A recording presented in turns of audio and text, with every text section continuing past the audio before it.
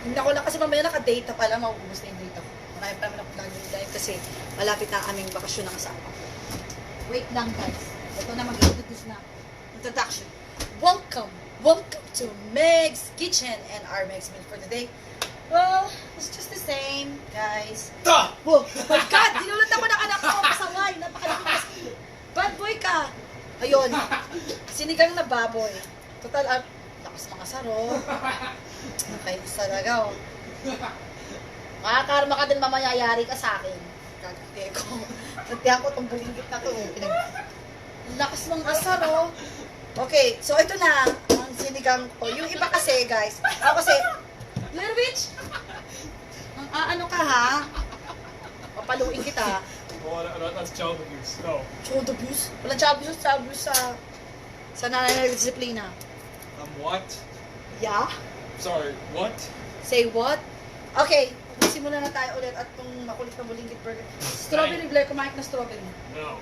How about barbecue? I'm Oh, this is your pagkain. What did your daddy give you? nothing. O, sige na, bait mo na to. KFC? Wait lang, mawawala.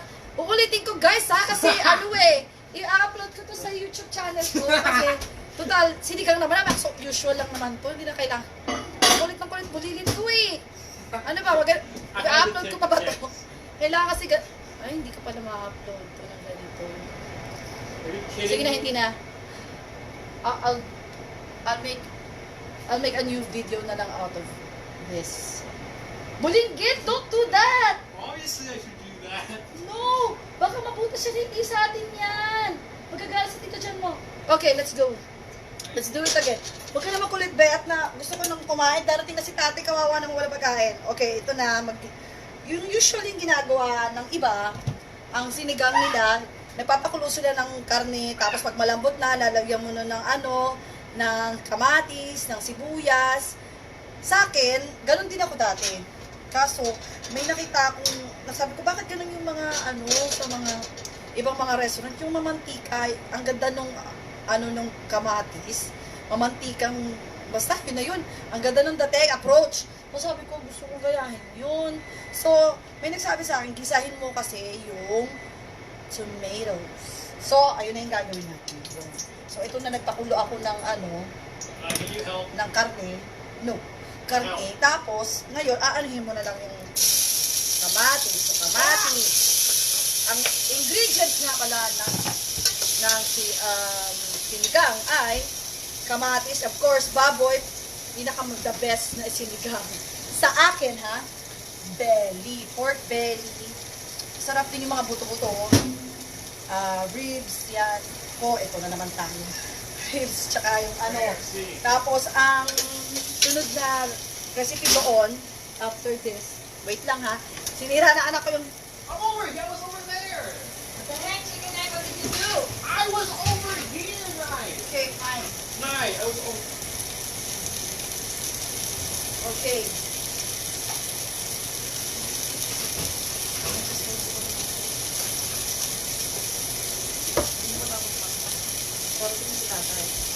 Okay, so yan.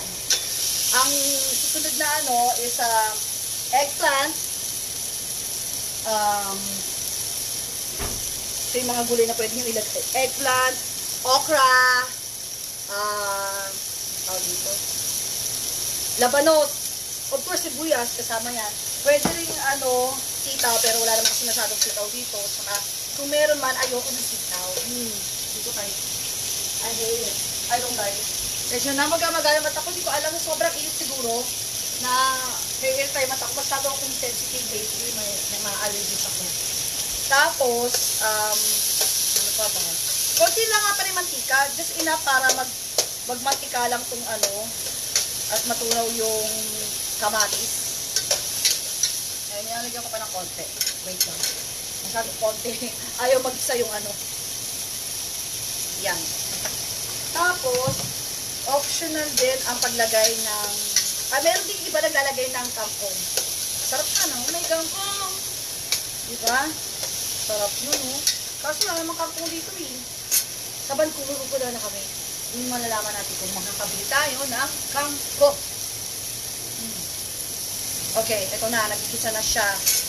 yung, yung ano siya, yung biniwalay siya sa balat. Tapos, aray, talsik na, talsik. Ang kainis. Nainis ako pag kumatalsik. Tapos hindi ko ginigisa yung sibuyas. Kasi, tawag ko kasi, mas masarap kasi yung sibuyas ng sa sinigang, yung fresh ta. Hindi yung yung lasok na siya. Yung kamatis lang talagang alam kong ginigisa. Tapos saka mo na ilalagay yung karne or yung karne na may sabaw. Lalagay ko na rin yung karne na may sabaw. Ayoko siya ng hiwalay siya. Pag napisa na yan, parang nagmamantika na siya, nagka-caramelize na siya. Saka mo na ilagay yung sabaw. Yan. Pag, yung mga nakikita nyo sa mga restaurant, ano yan, what's the menu? Sinigang na baboy lang, best! Oo, yun lang yun.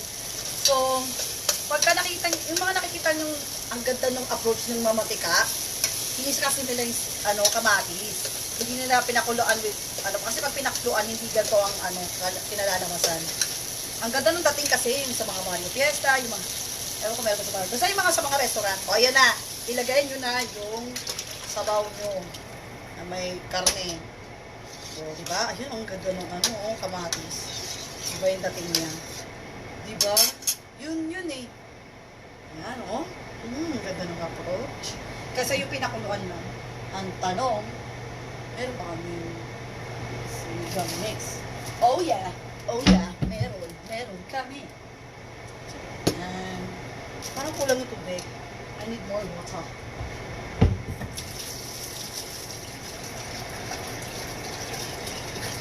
So, I have to speak English nga pala at marami nag-request. Naiinis na sila. Okay, so, English. Bear with me. My grammar is not so good. Okay, so let's proceed. So, if you want to have this kind of approach to your kamatis or your tomatoes, all you have to do is make saute of the kamatis or tomatoes in English. Yes. So when you make saute, after sauteing, make sure the skin of the tomatoes and the tomatoes itself, yung naman, the thing of the tomato, it's already like mushy. Then you can put your pork that you already boiled a while ago. Pinaugongan naman next para mga moy. Naku, you know what, Fred? I have a confession to make. It's okay here, you know why? Everybody who lives in this building have maybe dominant 1, 2, 3, 4, 5 of the units are Filipinos. Oo, 5. 5 sila. 5 kami nakatira dito, Pilipino. Versus 3 lang na ibang lahi. O, diba? Talo sila, kaya huwag sila magre-reklamo dahil lahat kami magre-reklamo. Eh, sa 3 yon, isa pa doon ay Asian, 2 lang ang puti. So, hindi sila mananalo sa akin. Kaya, sa kirap, buttercup, wala silang magagawa. Marami kami. Yun. So, ayan na. Let's go back to the recipe. So, here it goes. Ito na nga. So, after mo nang pakuluan yan, make it sure na kumukulo-kulo na yan. And then you put your sinigang mix. Yan. Masyadong marami. Kung ayaw nyo na masyadong maasim. Kung gusto nyo naman na maasim, it's up to you. It's up to you if you want to make it sour. This is what I use. You can buy this in Filipino store or any Asian store in any countries. I'm pretty sure they have this in your country. Or if not, you can ask your friend, Filipino friend, to buy you somewhere. Okay? Or, here's the thing. If you guys have a tamarind or any sour fruit or vegetable, then you can improvise the sourness of this menu. this dish. I remember one time when I don't have the sinigang mix, I use the tamarind, the unripe one, not the the ripe one. Otherwise, it's gonna be sweet, not sour. Actually, it's not sour that they call it. I forgot the English for this one. It's not sour. Couldn't remember. I'll put it in the comment later if when I remember. If I remember, or whatever. Okay, let's proceed. It's not boiling yet, so we're just gonna wait. We're gonna put all our vegetable when it's boiling because we don't want it to overcook. So, yeah. Alam mo, galing mag-English. Hirap din.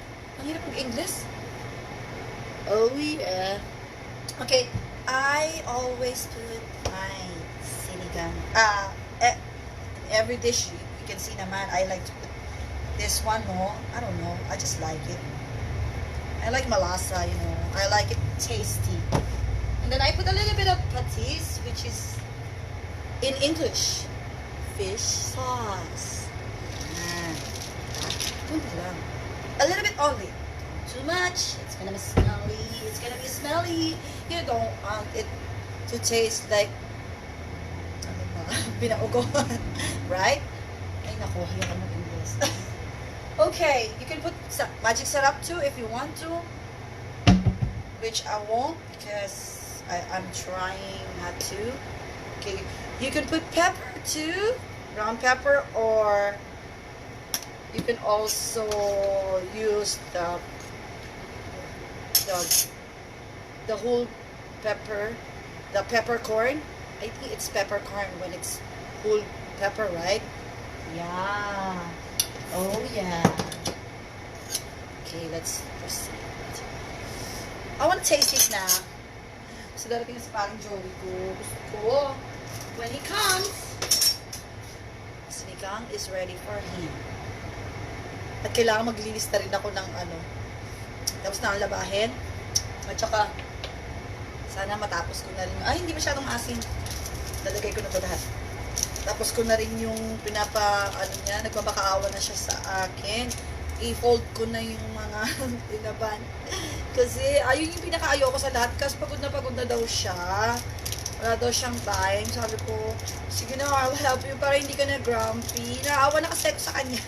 Kasi sa aming dalawa talaga, he's the one who always do the chores. Kaya pagod na pagod siya.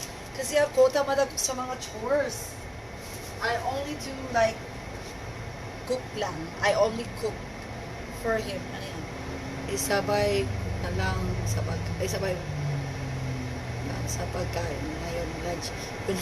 I know, right? Sige, next. Ikakain na lang kita. Or imagining mo na lang ito, okay? Ayan. Tikimin ko lang. Ulit. Hindi pa rin siya may asin. Wait lang. Medyo kulas. Ang tanong, meron pa ba kami sinigang tsorba? Ay tayo dyan. What do you know? I do have some sinigang tsorba here. There you go. I still have some. Oh yeah. Dagdagan natin. While we're waiting for it to boil, which is taking too long, I don't know why. I'll put a little bit more. And then, I will make daya. You didn't see that, guys. It's nothing. Look. Okay. Let's proceed. Ta-da! Good na.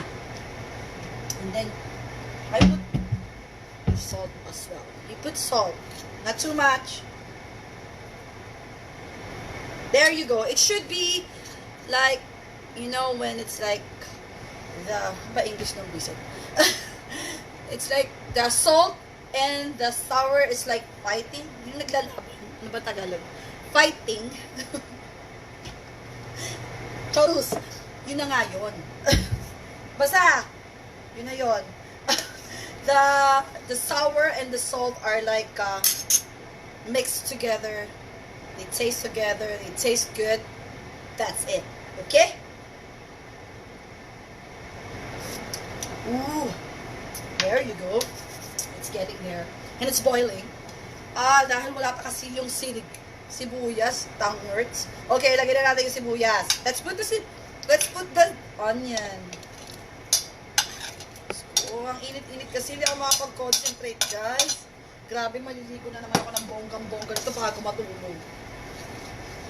Pusin ko na to para makaligo ng bonggang-bongga. Wala ulo hanggang paa. Pababad ako doon. Kahapon nga naligo ako bago matulog eh. So, sobrang hindi ko talaga kaya. Usually, nagligo ako kinabukasan. Pero hindi. Kahit maligo ako sa gabi, tapos bukasan ulit. Hindi ko talaga kaya. Sobrang init. Pag yumaman-yaman kami, magpapalagay na ako ng aircon. Eh, ngayon mahirap pa kami. Kasi yumayaman. So, pag yumaman na kami, yun. Sa ngayon, hanggang electric pan lang. Tapos magdala lang ng damit. Mag-short. Ulan na lang, nakaubad na kami sa sobrang init. Kasi ganito dito sa Canada, hindi naman kami suitable for cold, for hot weather. Kaya yung bahay namin hindi ganun pasokin ng hangin. Alam mo yun, wala masyadong bintana. Pero lahat naman ng kwarto may bintana. Pero ewan ko ba ba't hindi masyadong pasok hangin to. Kaya pag winter, masaya naman kami, hindi naman malamig dito. Pero pagka, naman, sobrang init naman.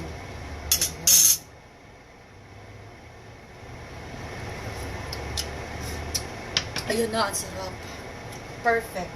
So, ang pinakamatagal maluto dito ay yung daikon. At may kunang kami gulay. I couldn't remember.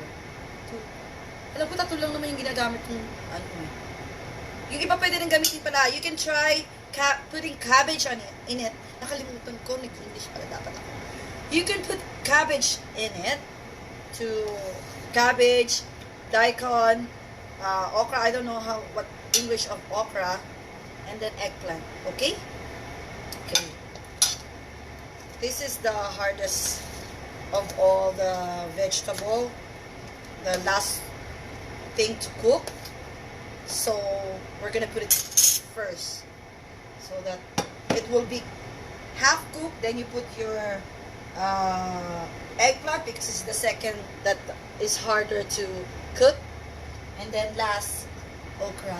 I don't know what English is this. What's the English of okra? It's up to you to check. The spelling is O-K-R-A-Y.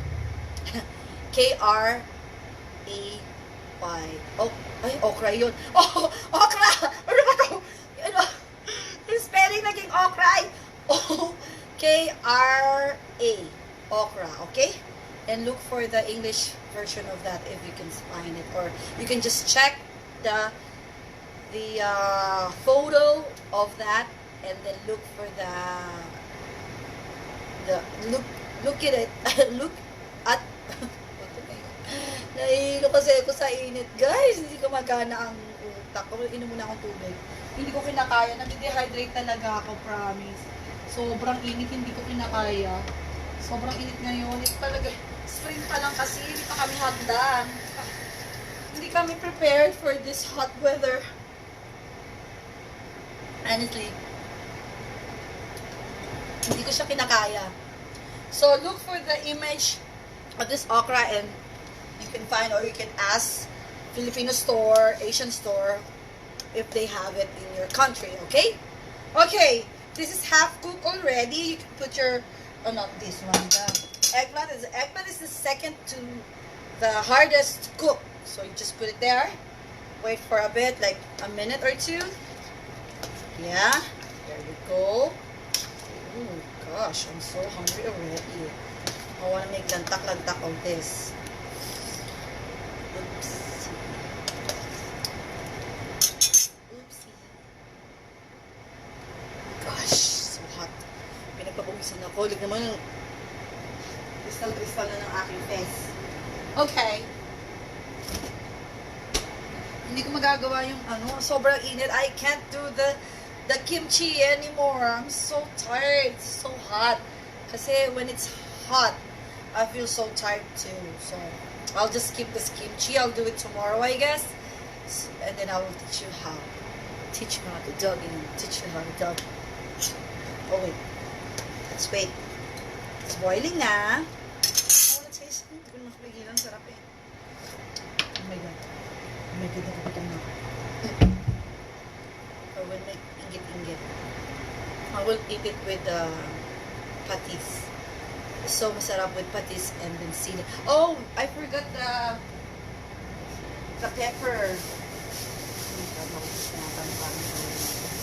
Sinabi sa akin. Okay. Jalapeno? Actually, dapat hindi jalapeno eh. Si Joey kasi di sinabi na naman sa akin ni parang Joey ko eh. Na wala na pala kaming sili na ano. Na yung sili parang sibuya. Ay, sa sinigang. Joey naman eh. Magka-cute ka. Okay.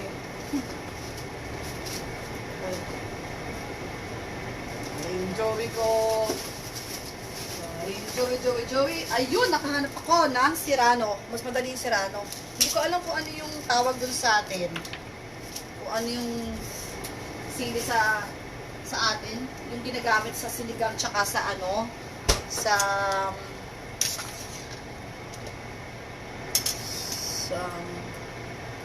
Ayun. Sa dinuguan. Ano ba tawag dun? Hindi ko alam eh. Oh, ito na, the last. Okra. Oh, okra. Okay, kasi it's half cooked na rin yung ano, eggplant. And then, because the okra is easy to cook, it's okay. You can turn off the heat after throwing in the okra. But the thing is, my okra or our okra here is frozen. I bought it fresh, but just to have the freshness longer, to extend it longer, I put it in my freezer. And then I just take some if I need it. Because the okra is very rare here-ish. So, whenever I see a good okra, I buy a bunch and then put it in the freezer. It will keep the freshness and it will not rotten easily. Yeah. It will take forever to rotten. Okay, so since it's frozen, I have to wait for like a minute before I turn off the heat. Now it's cooked and yeah, it's cooked already. You can put your sili or chili pepper. Serrano to be exact. I don't know about jalapeno. I think jalapeno is too much. So yeah, make sure your chili pepper is not poked yet, otherwise it will be so spicy. You just want the flavor of the chili pepper just like that. It will add a little bit of flavor, but it's not gonna be like hot spicy flavor. Okay, that's all guys. Tapos na. It's ready and it's done and it's cooked. And our dish for today, sinigang na baboy or sinigang na pork. So that's the name of the dish today. I will just taste it and I will show you how I eat it. Nauna kaya, no? Gutom na ako eh. Hindi, mamaya na lang. Doon na sa second video, okay? Kasi magpre-prepare pa ako eh. Isi-set up ko pa yan dyan.